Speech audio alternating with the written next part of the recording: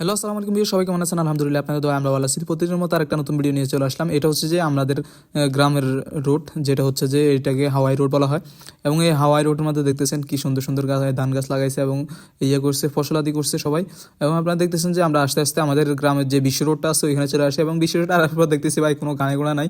তো নিজে একা একা ইয়ে করতেছি, মানে একা একাই ঘুরতেছি, আর কিছু করার নাই। তো হঠাৎ করে বাজারে আসার পর দেখতেছি যে আমাদের দুজন চিরপরিচিত মানুষ, একজন আমাদের আত্মীয় সম্পর্ক ভাই হয়, আর ওনারা তো চিনেন আমার বন্ধু মানুষ, যে হাজারো মেয়ের ক্রাশ, আমাদের ভাবি জামাই।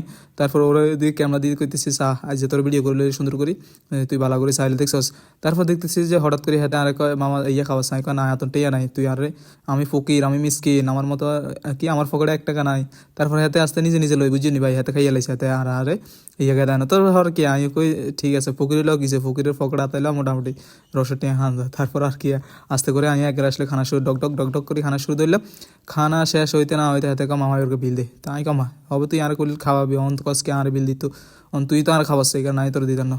তো ভাই আজকের ভিডিও পর্যন্ত, সবাই ভালো থাকবেন, সুস্থ থাকবেন, আল্লাহ হাফেজ।